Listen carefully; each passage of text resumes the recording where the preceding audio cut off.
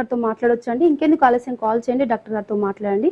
మరి డాక్టర్ గారు ముఖ్యంగా నెక్స్ట్ ఏంటంటే, ఈ గురక అనేది స్టార్టింగ్‌లో లైట్‌గా వస్తూ ఉంటుంది. అంటే వయసు పెరిగే కొద్దీ ఈ గురక అనేది పెరుగుతూ ఉంటుందంటారా? స్టాప్ అయిపోతుందంటారా? ఏజ్ పెరిగే కొద్దీ మజిల్ టెన్షన్ తగ్గిపోతుంటది. హ్మ్. సో ఎప్పుడైతే మజిల్స్ రిలాక్స్ అయితాయో ఎయిర్‌వే గుండా వెళ్ళినప్పుడు నెగెటివ్ ఎయిర్‌వే ప్రెషర్ వలన కొలాప్స్ అనేది వర్సన్ అవుతుంటది. సో నార్మల్ పొజిషన్‌లో ఉండాల్సిన టిష్యూస్ వైబ్రేట్ అవ్వడం వలన, అంటే ఊగుతా ఉండడం వలన గురక అనేది ఏజ్ ఎక్కువయ్యే కొద్దీ ఎక్కువైతా ఉంటదన్నమాట. ఓకే.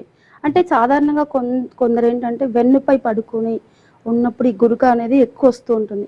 అది ఎందుకంటారు? ప్రధానంగా అది ఎందుకొస్తుందంటారు? వెన్నుపై పడుకున్నప్పుడు ఏమైతుందంటే గ్రావిటేషనల్ పుల్ అనేది యాక్ట్ చేస్తది. హ్మ్. నాలుక వెనుక భాగము గ్రావిటీ వలన వెనక్కి పడిపోతుంటదన్నమాట. సో దాని వలన గురక ఎక్కువైతుంటది. సో ఇప్పుడు మనం డిస్కస్ చేసిన విధంగా మైల్డ్ స్లీప్ యాప్నియా హ్మ్. అంటే 5 నుంచి 15 ఏహెచ్ఐ ఉన్న వాళ్ళకి పొజిషనల్ థెరపీతో మనం గురకని ట్రీట్ చేస్తాం. హ్మ్. అది ఎలాగంటే పేషెంట్‌ని పక్కకు తిరిగి పడుకోమని చెప్తాం. హ్మ్. అండ్ లైఫ్ స్టైల్ చేంజెస్ అంటే టయానికి పడుకోవడము, సేమ్ టైమ్ ఎవ్రీ డే అదే టైంకి పడుకోవడం అండ్ కొంచెం వెయిట్ లాస్ చేయడం. హ్మ్. ఇవి మైల్డ్ స్లీప్ యాప్నియా పేషెంట్స్‌కి ఇచ్చే సజెషన్స్. సో పక్కకు తిరిగి పడుకోవడం వలన 3 విషయాలు జరుగుతాయి. ఒకటేంటంటే ఇందాక మనం డిస్కస్ చేసినట్టు గ్రావిటేషనల్ పుల్ హ్మ్. అనేది తగ్గడం వలన నాలుక వెనక్కి పడకుండా ఒక విధంగా గురక తగ్గుతది. హ్మ్. ఇకపోతే పక్కకు తిరిగి పడుకోవడం వలన ఎయిర్‌వే మీద ఉన్న కంప్రెషన్ ఎఫెక్ట్స్, సరౌండింగ్ టిష్యూస్ ఏవైతే కంప్రెస్ చేస్తుంటాయో ఎయిర్‌వేని అది తగ్గుతదన్నమాట. ఓకే. ఇకపోతే పక్కకు తిరిగి పడుకోవడం వలన లంగ్స్ ఎక్స్‌పాండ్ అవ్వడం, ఛాతీలో డయాఫ్రమ్ పొజిషన్ చేంజ్ అవ్వడం వలన లంగ్ ఎక్స్‌పాన్షన్‌కి ఎక్కువ అవకాశం ఉంటది. ఓకే. సో ఈ 3 కారణాల చేత పక్కకు తిరిగి పడుకుంటే గురక తగ్గుతది. ఓకే. ఓకే డాక్టర్ గారు. అంటే ప్రధానంగా ఏంటంటే మనం చూసుకున్నట్లయితే కొందరిలో ముక్కుకు సంబంధించి కొన్ని సమస్యలొస్తూ ఉంటాయి. అంటే జలుబు రావడం, ముక్కు దిబ్బడ, సైనస్ ప్రాబ్లమ్స్ ఉన్న వాళ్ళలో ఈ గురక అనేది సమస్య ఎక్కువుంటుందంటారా? అవును. Majority of the issues nose లెవెల్‌లోనే ఉంటాయి. Nose is the narrowest part of human airway. అంటే ముక్కు మన ఎయిర్‌వే మొత్తంలో అత్యంత నారోయెస్ట్ పార్ట్, అంటే తక్కువ స్థలం ఉన్న ప్రదేశం అన్నమాట. హ్మ్.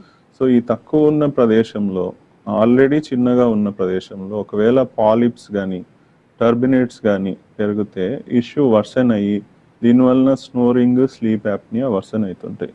సో నా దగ్గరికి వచ్చే పేషెంట్స్‌లో ఎవరికైతే ముక్కు బ్లాక్ ఉంటదో హ్మ్.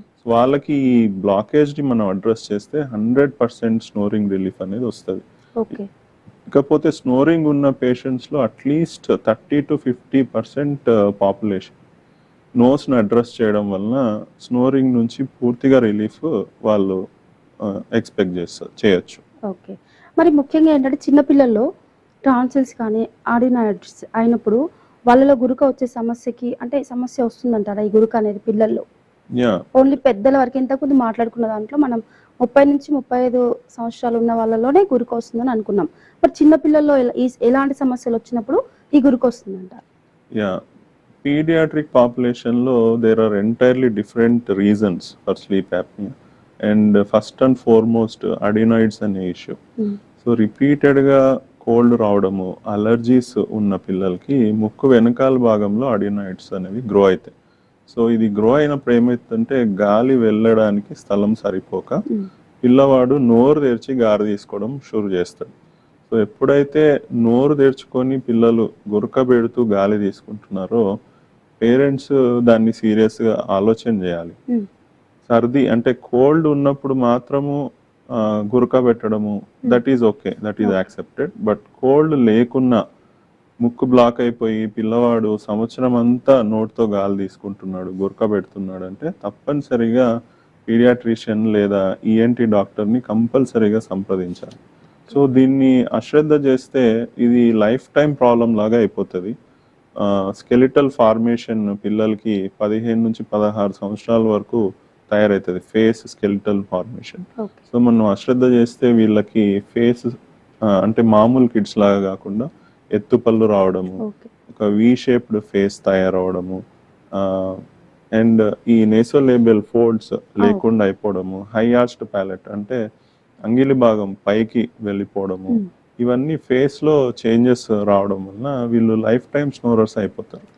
సో చిన్న పిల్లలు గురక పెడుతున్నారు అంటే వెంటనే ఏంటి డాక్టర్ని సంప్రదిస్తే ఎండోస్కోపీ చేస్తారు. అడినాయిడ్స్ ఏ గ్రేడ్ లో ఉన్నాయో చూసుకొని దానికి ట్రీట్మెంట్ చేస్తే పిల్లవాడి ఓవరాల్ గ్రోత్ ని మనము న్యాచురల్ విధానంలో ఇంప్రూవ్ చేసుకునే అవకాశం ఉంది. సో అడినాయిడ్స్ ఉన్న పిల్లలు బక్కపల్చగా ఉంటారు, ఎందుకంటే అడినాయిడ్స్ ఉన్న పిల్లలకి చాలా మటుకు టాన్సిల్స్ కూడా ఉంటాయి. సో వీళ్ళు ముక్కు ద్వారా గాలి తీసుకోకుండా నోటి ద్వారానే ఆహారము, నోటి ద్వారానే గాలి తీసుకోవడానికి ట్రై చేస్తుంటారు. సో కొంచెం కొంచెం అమౌంట్స్, కొంత మొత్తం మోతాదుల్లో మాత్రమే వీళ్ళు ఫుడ్ ఇంటేక్ తీసుకోగలరు. దానివల్ల ఏమవుతుంది, క్యాలరీ ఇంటేక్ తక్కువ అవడం వలన స్టంటెడ్ అంటే పొట్టిగా ఉండడము, హైట్ పెరగకపోవడము, బరువు ఇంక్రీజ్ అవ్వకపోవడము, ఇవన్నీ కాంప్లికేషన్స్. ఇకపోతే ఐక్యూ డెఫిసిట్స్ అంటే బ్రెయిన్ ఫార్మేషన్ మీద కూడా అడినాయిడ్స్ ఇంపాక్ట్ తీసుకొస్తాయి. కొంతమందికి అటెన్షన్ డెఫిసిట్స్ ఉంటాయి, ఎక్కువసేపు హోంవర్క్ చేసుకోలేకపోవడం, ఒక పని మీద లేదా ఒక గేమ్ మీద శ్రద్ధ పెట్టలేకపోవడము, అండ్ కోపం ఎక్కువ రావడం, పక్క పిల్లల్ని కొట్టడము, ఇవన్నీ కూడా అడినాయిడైటిస్ సిమ్టమ్స్. పేరెంట్స్ జాగ్రత్తగా గమనిస్తుండాలి. ఇది వర్షన్ అయితే ఏమవుతుందంటే కొంతమంది పిల్లలు బెడ్ వెయిటింగ్ చేస్తుంటారు, బెడ్లో టాయిలెట్ చేస్తుంటారు. చిన్నప్పుడు బెడ్ వెయిటింగ్ ఈజ్ యాక్సెప్టెడ్, కానీ ఒక ఏజ్ తర్వాత బెడ్ వెయిటింగ్ ఆపకుండా ఇంకా బెడ్ వెయిటింగ్ చేస్తుంటే, లేదా బెడ్ మీద రౌండ్ అండ్ రౌండ్ తిరుగుతూ ఒక ప్రదేశంలో పడుకోకుండా చుట్టూతా తిరుగుతూ ఉన్నారు అంటే ఇది కూడా ఇరిటబిలిటీ, అంటే డీప్ స్లీప్ రావట్లేదు పిల్లవాడికి అనేది ఇది ఒక సంకేతం. సో వెంటనే ఈఎన్టీ డాక్టర్ని సంప్రదిస్తే దీనికి పర్మనెంట్ సొల్యూషన్ ఉంది. ఓకే, అంటే ఈ విషయంలో తల్లిదండ్రులు నిర్లక్ష్యం వహించకుండా వెంటనే అప్రమత్తం కావాలి, ఏంటి డాక్టర్ ని కలవాలి. అలాంటప్పుడు పిల్లలు జాగ్రత్తగా future of the nation. So doctor గారు కాల్ తీసుకున్నాం. యా షూర్, కాల్ తీసుకున్నాం. హలో హలో హలో, నమస్తే మేడం. హలో నమస్తే అండి, కార్తిక్ గారు. మేడం, మీ సమస్య ఏంటో డాక్టర్ గారితో మాట్లాడండి. హలో, నమస్తే సార్. నమస్తే సార్. సార్ మాకు మార్నింగ్ లేవగానే అంటే జలుబు లాగా వస్తుంది, అంటే నైట్ గురక కూడా వస్తుంది సార్, చిన్నగా. అంటే మరీ ఎక్కువ సౌండ్ రావట్లేదు, అంటే మరీ పక్కన వాళ్ళకి డిస్టర్బ్ అయ్యేంత రావట్లేదు, లైట్ గా వస్తుంది. మార్నింగ్ లేవగానే జలుబు స్వెల్లింగ్ వస్తుంది సార్, ఒక స్నానం చేసిన తర్వాత కూడా వస్తూనే ఉంటుంది. యా, సో మీరు చెప్పిన కంప్లైంట్స్ సైనసైటిస్ లక్షణాలు సార్. సో ఎప్పుడైతే సైనస్ ఇన్ఫ్లమేషన్ ఎక్కువ అవుతుందో ముక్కు వెనుక భాగంలో పెద్దవాళ్ళకి అంటే అడల్ట్స్కి ముందరికి కారదనమాట, తెమ్మడ ముక్కు వెనక భాగానికి కారుతుంది. సో దాన్ని వీళ్ళు అని చేసి గొంతు సవరించుకొని ఆ తెమ్మడాన్ని ఉదయం పూట బయటకు చేయడానికి ప్రయత్నం చేస్తుంటారు. ఇకపోతే మీకు స్లీప్ యాప్నియా లక్షణాలు ఉంటే, అంటే day time sleepiness, easy fatigability, irritability, inability to concentrate, ఈ సిమ్టమ్స్ ఏమన్నా ఉన్నా, లేకపోతే నైట్ టైం మీరు ఉలిక్కిపడి నిద్రలో నుంచి లేస్తున్నారు, హెడేక్స్ ఉంటున్నాయి మార్నింగ్స్, ఇలాంటి లక్షణాలు ఉంటే మీరు డాక్టర్ని సంప్రదించాలి. బట్ మీరు చెప్పినట్టు ఇనీషియల్ స్టేజెస్ ఆఫ్ స్నోరింగ్లోనే ఉన్నారు కాబట్టి మీరు life style changes, weight reduction, టయానికి నిద్రపోవడము, స్మోకింగ్ ఒకవేళ అలవాటు ఉంటే అది ఆపేయడము, అండ్ ఒకవేళ ఆల్కహాల్ తీసుకునే అలవాటు ఉంటే దాన్ని తగ్గించుకోవడము లేదా పూర్తిగా మానేయడం.